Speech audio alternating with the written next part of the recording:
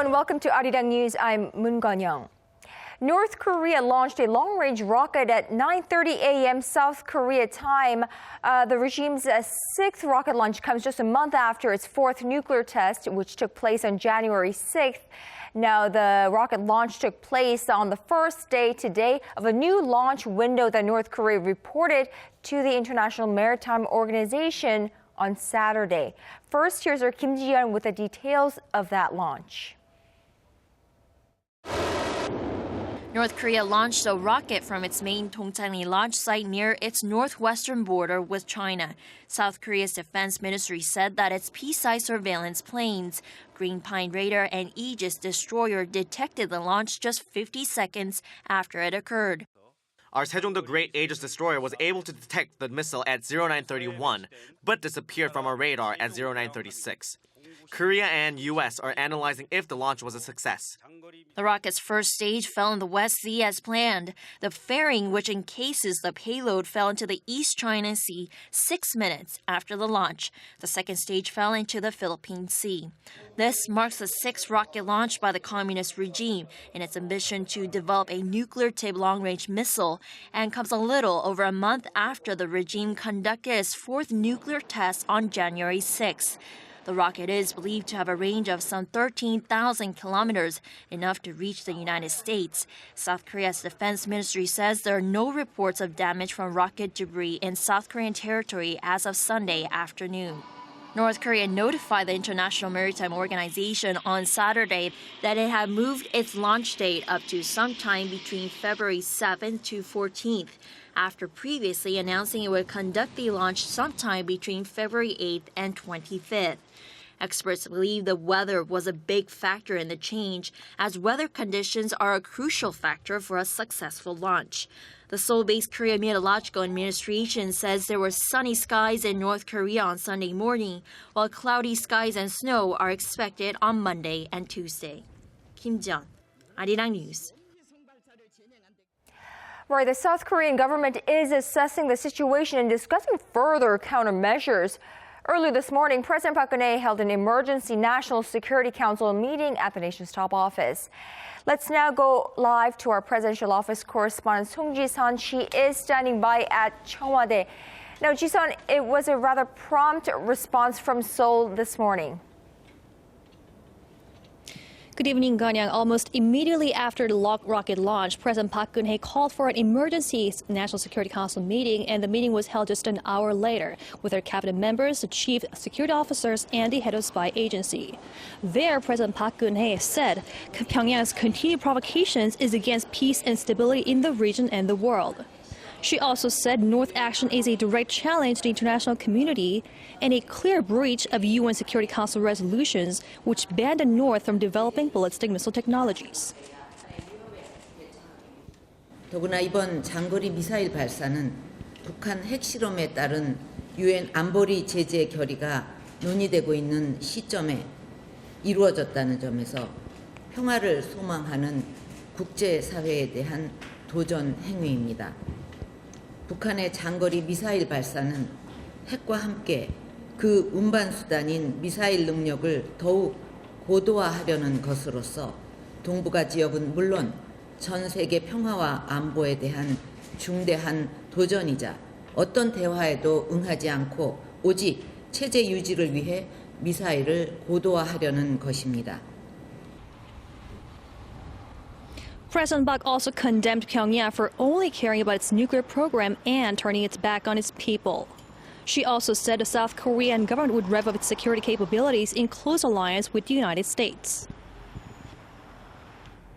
현 시점에서 무엇보다 중요한 것은 북한의 위협에 대처하기 위해 우리 군의 현존 전력을 효율적으로 활용하기 위한 대책을 강구하는 것입니다.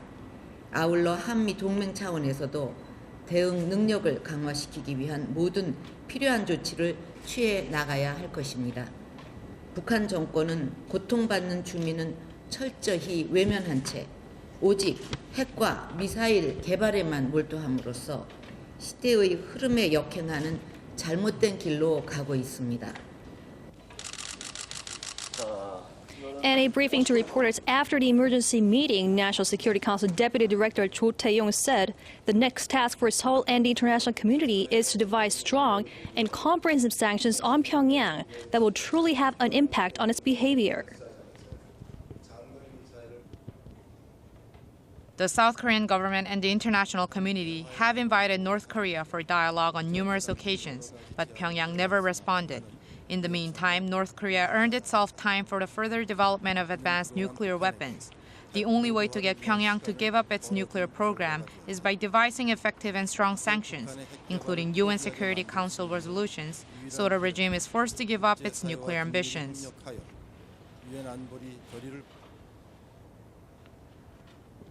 Now, President Park Geun-hye also called on all ministers and officials to do their best so that the South Korean people can live without fear.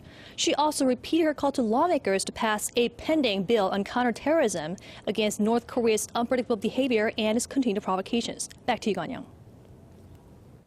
All right, that was our Song Ji-sun from the nation's top office. Now, 3 hours after firing a long-range rocket using ballistic missile technology fitted with an Earth observation satellite earlier Sunday, North Korea announced that it was a success on its state media TV. For more, here's our Lee Ji-won. North Korea's state-run Korean Central Television announced its rocket launch was a success at 12:30 in the noon on Sunday. It said its satellite successfully entered the Earth's orbit at about 9:30 a.m. South Korean time, about 10 minutes after the launch. North Korea has successfully launched an Earth observation satellite called the Gwangbyongsang-4. It added the launch is part of North Korea's 5-year space development program and that Sunday's success is a groundbreaking historical event. It said the state will continue to launch many more such satellites in the coming years. Lee Ji-won, Arirang News. Well, soon after the launch, South Korea's defense ministry announced that Seoul and Washington would officially start negotiations on deploying the U.S. missile defense system, or known as a THAAD. Now, let's go over to our defense ministry. Our national defense correspondent Kim Hyun-bin is standing by. Hyun-bin, give us the latest on the THAAD situation. Will do, Kanyang. South Korea's defense ministry just said 3 hours ago that Seoul and Washington will start discussions about the deployment of THAAD on the Korean peninsula to better counter North Korea's nuclear and missile threats. To better counter North Korea's increasing threats, South Korea and the U.S. have agreed to enhance our missile defense and will officially discuss the possibility of deploying THAAD to the Korean peninsula.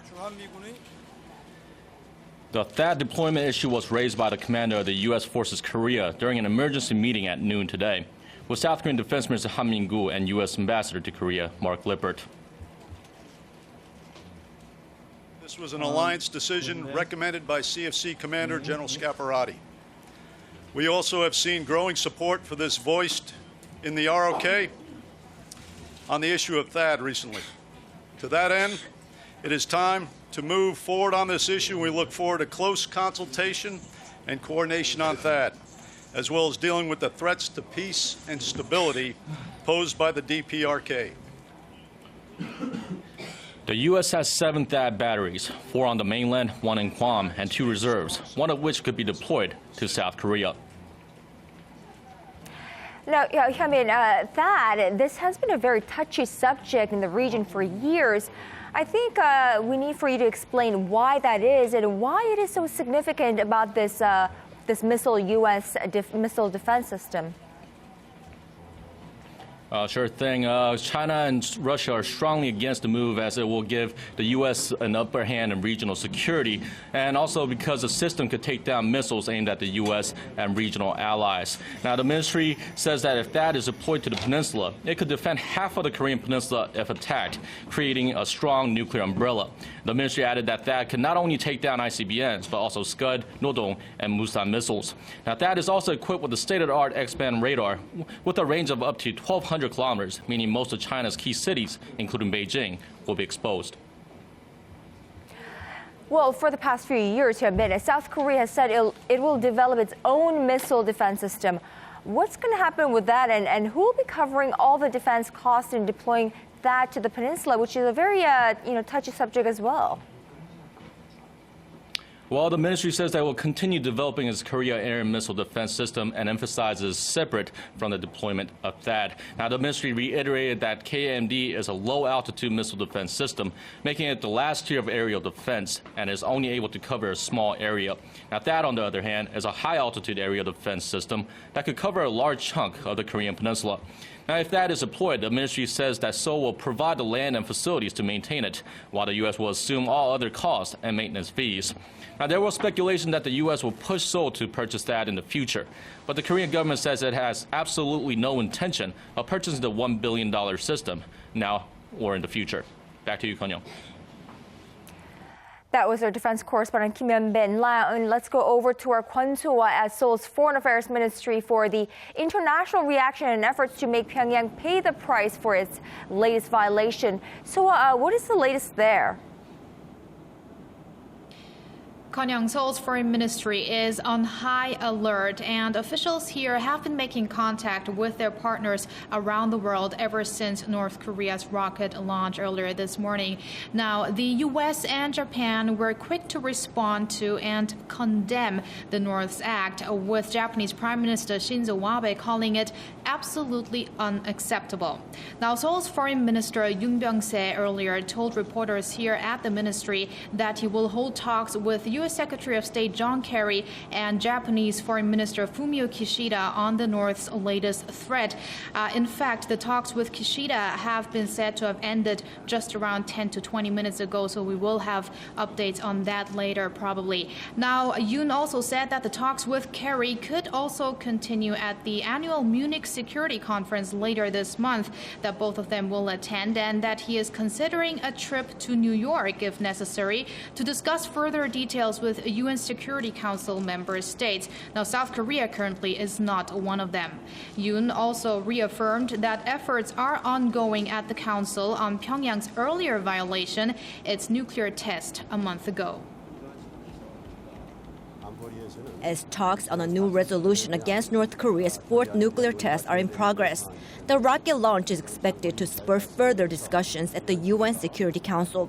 In addition to the UN measures, South Korea is also putting an effort to enforce separate bilateral sanctions, as I have discussed with our partners, such as the US, Japan, the EU, and Australia. Now, South Korea's top nuclear envoy Hwang Jung-guk also held phone talks with his U.S. counterpart Sung Kim and with his Japanese counterpart Kimihiro Ishikane on the matter. So we have also learned that UN Security Council is expected to gather for an emergency meeting at 1 a.m. Korea time. That's in about 7 hours. That's right, Konyong. According to Seoul's Foreign Ministry, South Korea, the U.S., and Japan called for the talks at the UN Security Council meeting. And prior to that, Seoul also made a separate request right after the launch. And that's why the 15 members are expected to convene for the talks, as you said, at the UN headquarters in New York on Sunday, 11 a.m. and that's Monday at 1 a.m. South Korea time. Now, the Council is still in the midst of drafting a new resolution for its fourth nuclear test from January 6th, and that's why there is a lot of attention on how Pyongyang's missile test will affect the sanctions, meaning whether additional stronger measures will be taken or if there could even be another new resolution. Now, in a document to the UN Security Council that states South Korea stands on seeking punitive measures, it says, quote, an extraordinary threat requires an extraordinary response. So we'll have to see how strong the consequences for the North will be this time around. That's all I have for now, but I'll have more updates in our later newscast. I'm Kwon So-ah reporting live from South Korea's Foreign Affairs Ministry. Now, what does North Korea hope to gain from the launch, and what will this do to its relations with its longtime and only ally China? Our Connie Kim spoke to some North Korea watchers in Seoul to get their take on the situation. North Korea's latest rocket launch is being seen by analysts as a way for leader Kim Jong-un to consolidate his leadership ahead of an upcoming ruling party conference. The Workers' Party Congress is scheduled to be held in May for the first time in 36 years. The young leader promoted the rare event in his New Year's address. We will lay out a blueprint to shorten the period of success for our revolution in the 7th Congress of the ruling Workers' Party.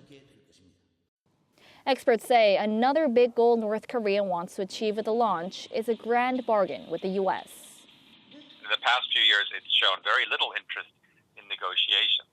So I believe that North Korea wants to continue arming itself until it is strong enough to demand in negotiations a withdrawal of American troops from the peninsula.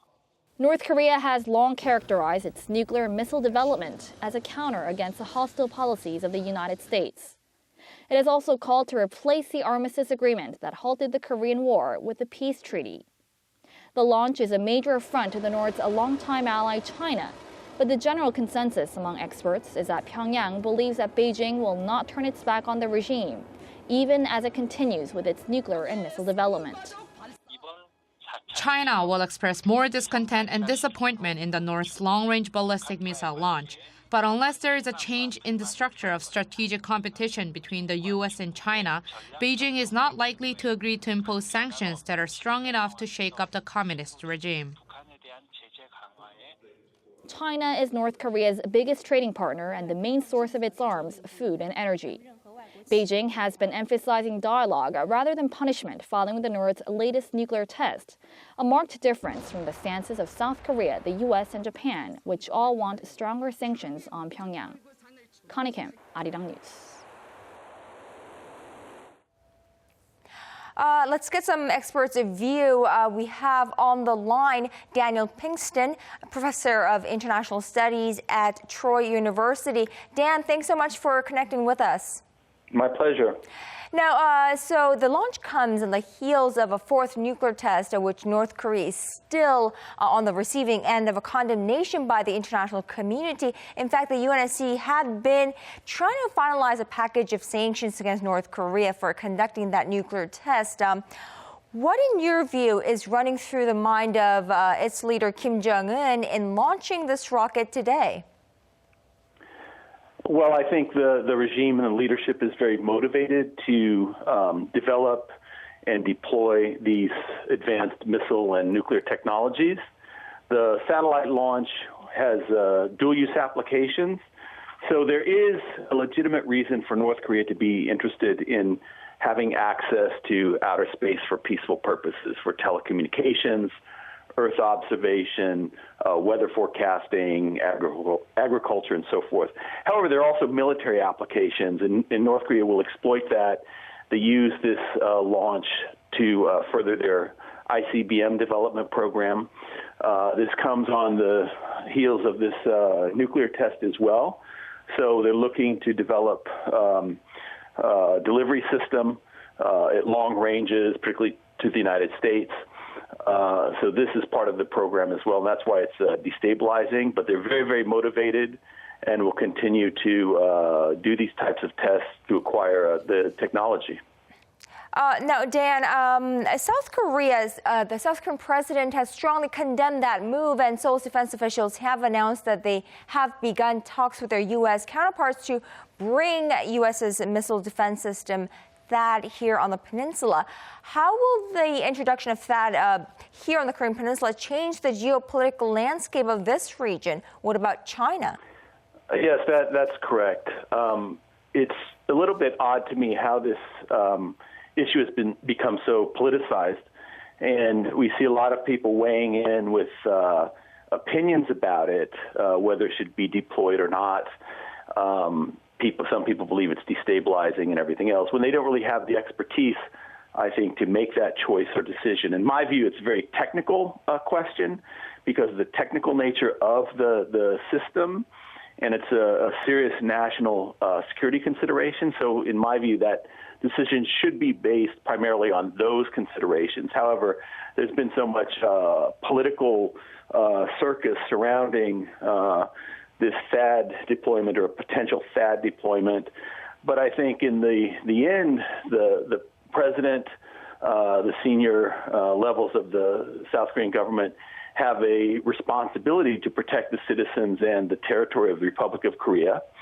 And also the United States and the Republic of Korea have a mutual defense treaty. So the U.S. has a solemn responsibility to come to the assistance of the Republic of Korea if it is under military attack. So we see that in the context of North Korea's growing nuclear and missile capabilities. So that threat is real, and the senior leadership needs a good technical assessment of the threat in North Korea, and then whether or not the military and strategists and military leaders believe they need this tool to counter this threat, then I think it should be based on those considerations.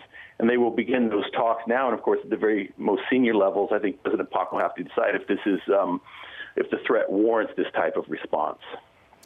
What about the UN Security Council? The UNSC will be holding an emergency meeting in roughly 7 hours from now. What kind of sanctions are we expecting from the UNSC this time?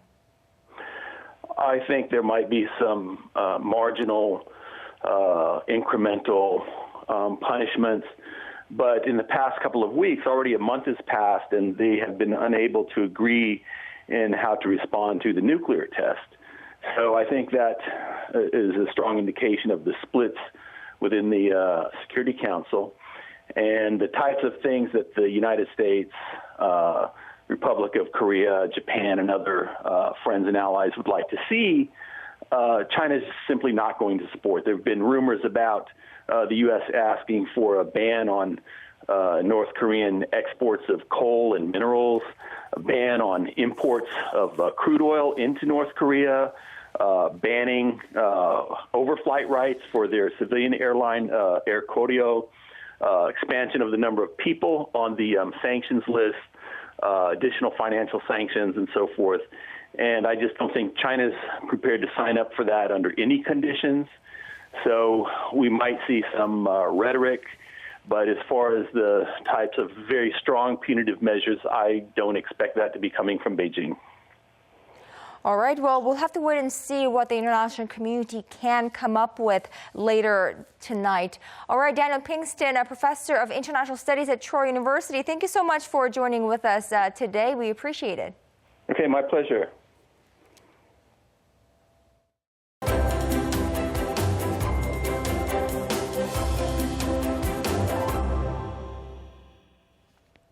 Let's now turn to the National Assembly for the Korean Parliament's response to North Korea's rocket launch. Here's our senior parliamentary correspondent, Kim Young-gil. The ruling Saenuri Party has vowed to come up with countermeasures to deal with Pyongyang's reckless provocations, which is said would further isolate the regime. In a press release Sunday, the party said the rocket launch is a grave provocation that threatens peace and stability on the Korean peninsula. The party also urged the South Korean government to work closely with the international community to devise strong sanctions against the regime. The main opposition Minju Party of Korea warned that the North's continued provocations will only exacerbate international tensions and spark stronger calls to punish the regime. The reckless provocation goes against the international community and will not help the regime perpetuate itself. The regime will have to bear the responsibility for conducting the test. The Minju Party emphasized the importance of a strong and united international response to North Korea's provocations, including through a meaningful UN Security Council resolution. It too urged the government to take steps to ensure national security and safety of the people. The minor opposition People's Party also slammed the North for the rocket launch and urged the government to work with the international community to punish the North. Kim Young-gil, Arirang News. In light of the rocket launch, South Korea will decrease the number of workers allowed to stay overnight at the inter-Korean Kaesong industrial complex. Seoul's Unification Ministry says it'll limit the number of people allowed to stay overnight at the industrial park to 500, down from the current 650 for the safety of its citizens. South Korea began limiting entry to the complex since North Korea's fourth nuclear test early this month, or last month rather. The ministry added that Seoul will cooperate with the international community to punish Pyongyang for its latest set of provocations and will undertake a review of its inter-Korean policies as well. And on the economic front, the related ministries convened an emergency meeting to assess the potential impact on local and global financial markets. As for the local financial regulators, they were quick to respond by enhancing a 24-hour monitoring system. Shin Se-min reports. Seoul's financial regulators are enhancing monitoring of the internal and external financial market, launching an official round-the-clock observation system following Pyongyang's long-range rocket launch Sunday morning. During an emergency meeting, financial representatives went over the potential impact and discussed ways to deal with the possible risks to the local market. Korea's finance ministry said given previous experiences, it is unlikely that the North's provocation will have a major impact on local financial markets, adding the economy has strong fundamentals. But they did not rule out the potential for market volatility, as the global economy is faced with continuous low global oil prices and an unstable Chinese economy. The finance ministry added, however, that it will cooperate with related ministries and take action if necessary. During a separate contingency meeting convened by the Bank of Korea, the central bank said it will tighten market oversight even during the Lunar New Year holiday. Stock and foreign exchange markets in South Korea and in other Asian regions, including Hong Kong, China, and Taiwan, are closed during the Lunar New Year holiday, which runs until February 10th.